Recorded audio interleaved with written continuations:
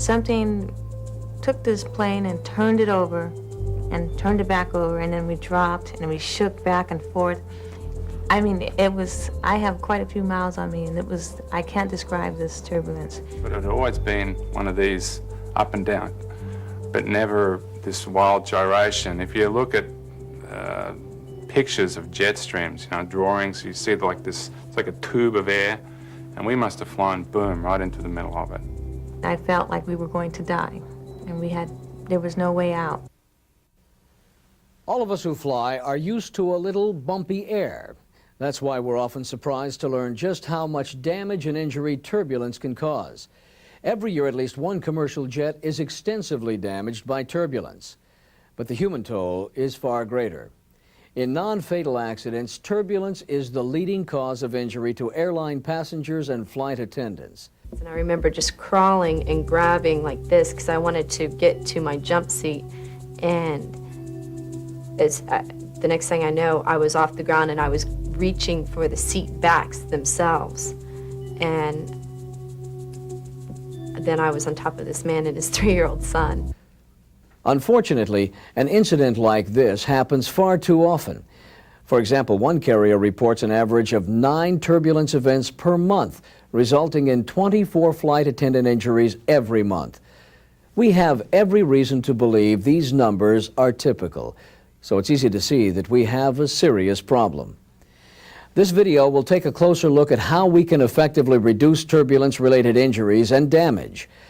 We'll begin by looking at the causes of turbulence and how it affects the aircraft, crew members, and passengers. We'll review the factors that affect turbulence encounters and see what crew members can do to ensure the safety of everyone on board. Turbulence is defined as the violent, irregular motion of air currents over a short distance.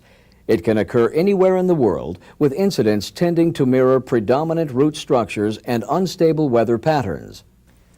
In the United States, most turbulence-related incidents and accidents occur east of the Mississippi River in the southern and eastern parts of the country. Turbulence is caused primarily by convective currents, wind flow obstruction, and wind shear. Convective currents are localized vertical airflows caused by warm air rising. They can be found at any altitude and may cause the formation of cumulus clouds, or cumulonimbus clouds at higher altitudes. However, no clouds may form if the air is very dry. Wind flow obstruction is caused when the wind is disrupted by obstacles such as trees, buildings, or mountains. Wind shear occurs when winds traveling at different speeds and/or directions cause a shearing condition. Wind shears are found at all altitudes, especially in conjunction with high-level jet streams, low-level temperature inversions, and frontal zones. Everyone who's flown has experienced some degree of turbulence, ranging in intensity from light or moderate all the way up to severe or extreme. With light turbulence, the aircraft experiences slight erratic changes in altitude and/or attitude. Crew members and passengers may feel a slight strain against their seat belts or shoulder straps. Unsecured objects may be displaced. But people will have little or no difficulty walking, and food service may be conducted. Moderate turbulence also causes changes in altitude and/or attitude, but the aircraft remains in positive control at all times. Passengers and crew members now start to feel definite strains against seat belts and shoulder straps. Unsecured objects are dislodged. Food service and walking are difficult. With severe turbulence, the aircraft experiences large, abrupt changes in altitude and/or attitude. Large variations in indicated airspeed are common, and the aircraft may be momentarily out of control. People are forced violently against seat belts and shoulder straps. Anything that's not secured is tossed about. Food service and walking now become impossible. Extreme turbulence causes the aircraft to be violently tossed about and may even cause structural damage. It's practically impossible to maintain control under these conditions. For all those on board, the experience can be a nightmare.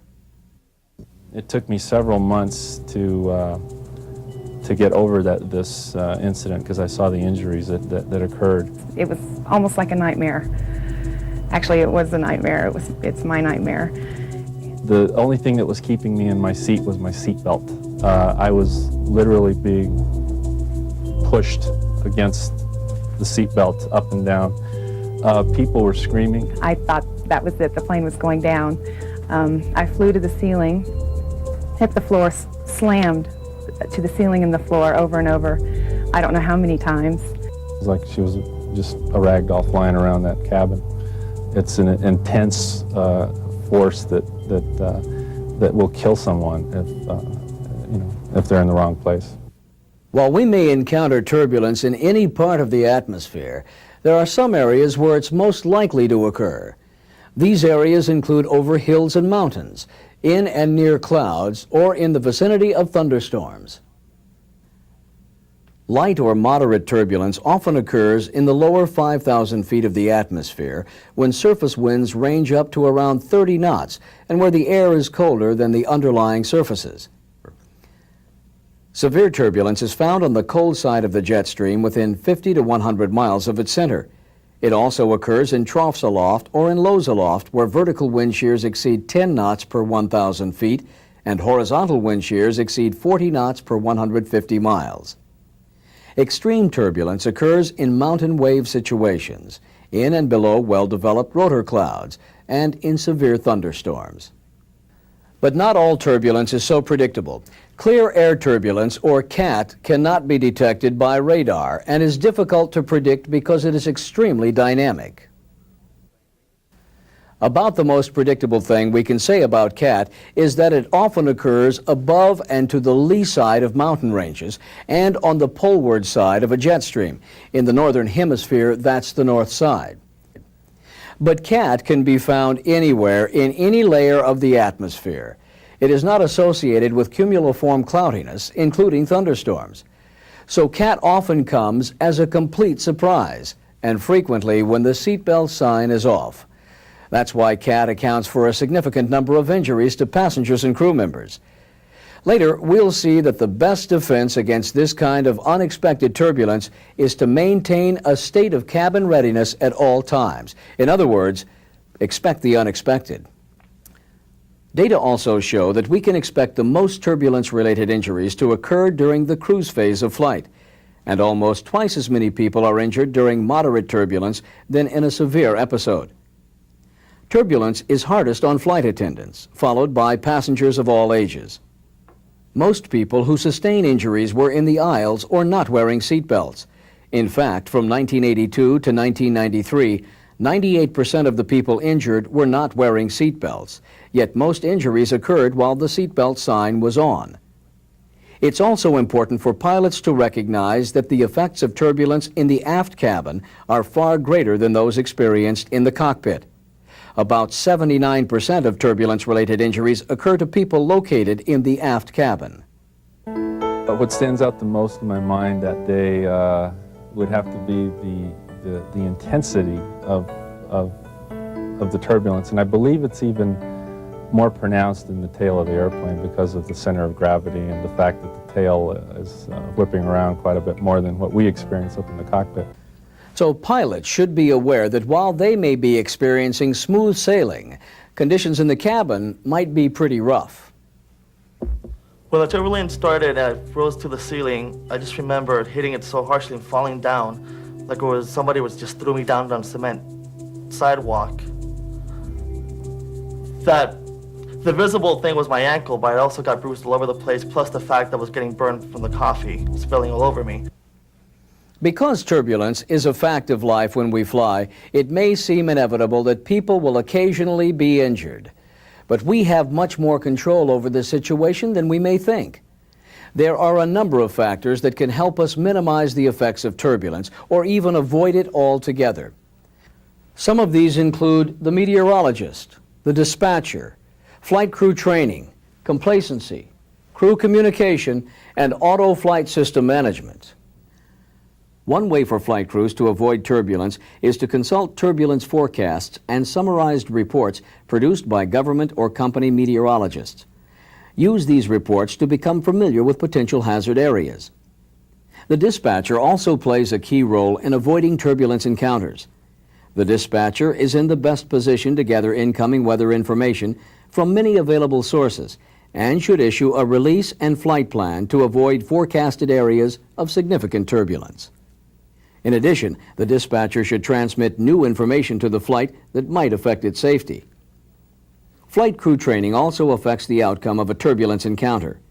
Training must be upgraded to provide the knowledge or skills to deal effectively with the turbulence threat. Complacency is another major factor in turbulence-related injuries. Crew members become complacent simply because turbulence is so common and because many encounters seem insignificant. But as the following real-life incident shows, a flight crew that's complacent about entering areas of turbulence can endanger everyone on board. When cruising between layers, we noticed some activity on the radar along our route of flight. I thought about making a PA and turning the seatbelt sign back on.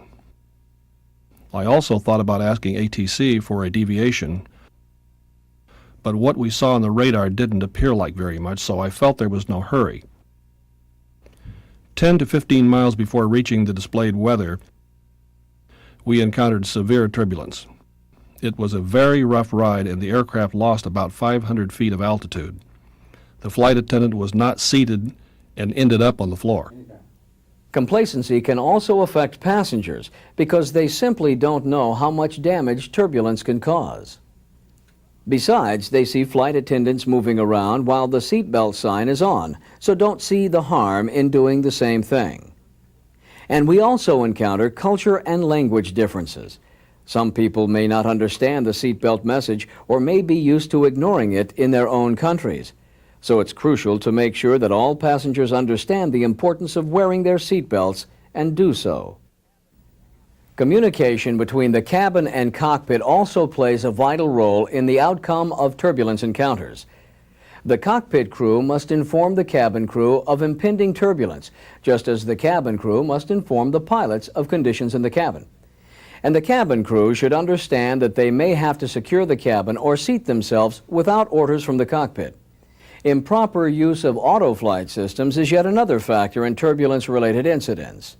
Later, we'll review how to manage the auto-flight system to minimize the impact of turbulence on the aircraft and its occupants. But for now, listen to the following real-life incident for a better understanding of what can happen when the flight controls are not properly used. The flight encountered moderate turbulence during cruise at flight level 330. A lateral gust induced a roll of about 30 degrees during which the autopilot was disconnected. The wings were rolled level, then to approximately 32 degrees in the opposite direction. The pitch attitude, responding to elevator inputs, increased steadily to about 16 degrees nose up, and the aircraft stalled and pitched down. The pilot continued to apply nose-up elevator deflection as the aircraft nose was dropping due to stall. Aileron and elevator control deflections commanded by the pilot resulted in excessive roll and pitch excursions and at least 4 aerodynamic stalls over a period of about 2 minutes 45 seconds.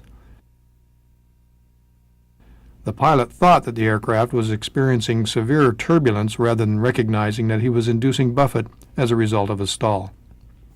In addition to these factors that affect turbulence encounters, there are many direct actions that the crew members can take, either to avoid turbulence or to reduce its impact. For example, while at the dispatch office, pilots are advised to analyze pilot reports and weather data to plan a route that will avoid turbulent areas. Many computer flight plans contain vertical and horizontal shear information which may pinpoint the location of turbulence. Avoid flying into areas where vertical shears exceed 6 knots per 1,000 feet or where horizontal shears exceed 40 knots per 150 miles. But flight planning may not always accurately predict the location of all areas of turbulence.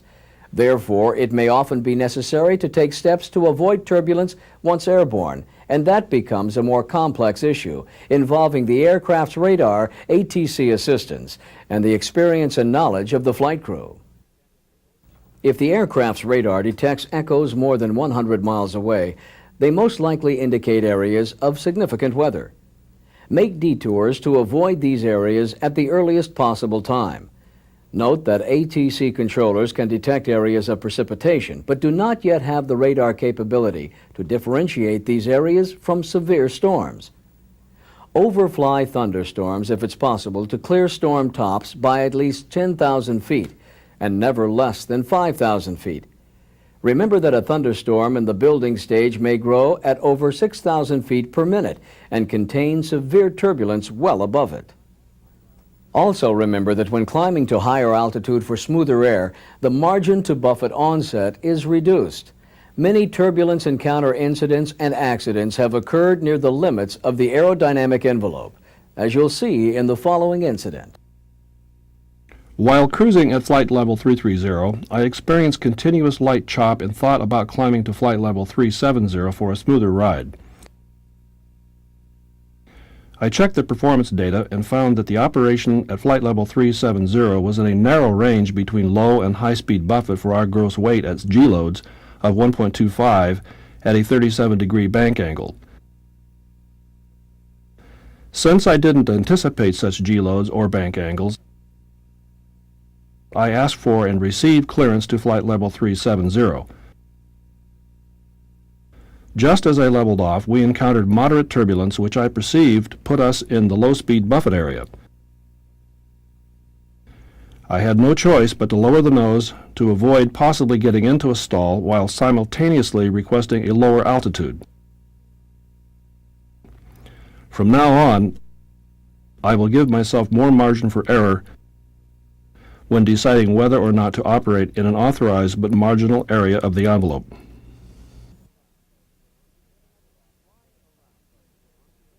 Flying around thunderstorms is yet another option when it comes to avoiding turbulence. Choose to fly around the upwind side if possible, because the downwind side may contain severe turbulence above or below the anvil line. If downwind deviation is necessary, avoid the main body of the storm by at least 1 mile per knot of wind at flight level. As we mentioned earlier, clear air turbulence cannot be detected by ground-based or on-board radars. Known areas of CAT are broadcast by pilot reports or significant meteorological reports. Even when it's not possible to avoid turbulence, there are still many things crew members can do to minimize injury. Pilots should brief flight attendants at the earliest possible time.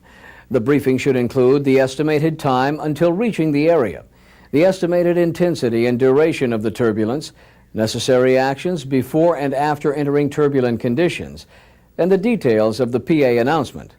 If the decision is made to secure the cabin, make sure flight attendants have enough time to do so. Flight attendants can also do a great deal to reduce turbulence-related injuries by keeping the cabin at minimum readiness levels at all times. This begins by letting the passengers know that it's important to obey the seatbelt sign. Periodically check to see that every passenger has his or her seatbelt fastened, and not just when the seatbelt sign is on. Many passengers, especially children, aren't aware of the potential for injury during turbulence, so they simply ignore the seatbelt sign and the PA announcements. Also check overhead bins to ensure that they're properly latched. Be aware of any loose items, from people to soda cans, that could become missiles, and stow service items and carts when not in use. Locate the nearest empty seat in case you have to quickly use it, and keep in mind that the nearest seating area might be the floor. Readiness is one of the best defenses against turbulence-related injuries. But once the turbulence has started, crew members can still help minimize its impact. When turbulence is light, the captain can turn on the seatbelt sign at his or her discretion. But for anything more than light turbulence, the seatbelt sign must be on. The captain should then make an announcement instructing flight attendants and passengers to be seated. An interphone call to the flight attendants should follow, briefing them on the expected intensity and duration of the turbulence. During light turbulence, flight attendants must make sure that seat belts are fastened and that all infants and children are secured. Check to see that lavatories and bassinets are unoccupied. Secure unattended carts and make sure that loose items are stowed. When walking becomes difficult, flight attendants should sit down and fasten their seat belts. Do not jeopardize your safety by moving around the cabin during periods of severe turbulence. In fact, if the flight becomes bumpy, don't wait for the captain to turn on the seatbelt sign. Go ahead and make a cautionary PA. Then ask the captain to turn the seatbelt sign on. And when I return, if it starts shaking a bit in the back, I will be very comfortable picking up that phone and telling the pilot, hey, we need to be seated back here. This is really getting rough on us. I think there's a misconception that the flight attendants feel that they have to take their jump seat. If it's bad, grab a seat, any seat. Strap yourself in. In addition to maintaining good communication with the cabin, there are several actions the flight crew should perform to get through the turbulence with minimal disruption. Establish ignition so that an ignition source is always available in case of unusual attitudes or ingestion of heavy precipitation. Minimize throttle adjustments. Throttle should be adjusted only to prevent excessive airspeed variations or to avoid exceeding red line limits. Manage thrust to maintain turbulence penetration speed. Fly to a speed that is within the lowest range of turbulence penetration Mach numbers or airspeeds published for the aircraft. This will reduce the amount of stress on the aircraft structure. Let the autopilot do the work. Most aircraft are equipped with autopilots that will effectively compensate for turbulence. Do not attempt to overpower the autopilot with control forces, because this can cause the autopilot to disengage with too much control input, resulting in over-control during recovery. If the autopilot disengages, the pilot should smoothly apply minimum control force inputs to maintain attitude. Altitude may be sacrificed to maintain attitude. The autopilot may be re-engaged as soon as it's available after recovery. If jet stream turbulence is encountered with direct head or tail winds, change course or altitude, since these areas are elongated with the wind and are shallow and narrow. Maintain course if jet stream turbulence is encountered in a crosswind, because the present course will most likely offer the least exposure time. When crossing a jet stream, climb with the rising temperature and descend with a descending temperature if possible. When the cockpit crew advises that it's safe to resume cabin duties, flight attendants may get up and start returning the cabin to normal. Turn the cabin lights to bright. Calm the passengers and check to make sure that no one is hurt. Let the captain know if there are any injuries or damage. If the seatbelt sign continues to remain on after the turbulence has passed, check with the captain to see if it's still safe to conduct duties. After any turbulence encounter, pilots are required to report the event as soon as possible. Pilot reports often provide the best available information for turbulence encounters and may be the only information about CAT encounters. Reports should include aircraft location, time of occurrence, intensity, whether turbulence occurred in or near clouds, aircraft altitude or flight level, type of aircraft, and the duration of the turbulence. These reports are the first line of defense and should be widely disseminated to the ATC agency currently in radio contact, in the blind to other aircraft, and to the airline. As we've seen, a little bumpy air has the potential to cause serious damage to aircraft and debilitating injury to passengers and crew members. Just because turbulence seems to go with the territory doesn't mean we can take it for granted. Avoid turbulence whenever possible, and if you must fly into it, take the necessary steps to reduce its impact. Your fellow crew members and passengers are depending on you. Thanks for watching.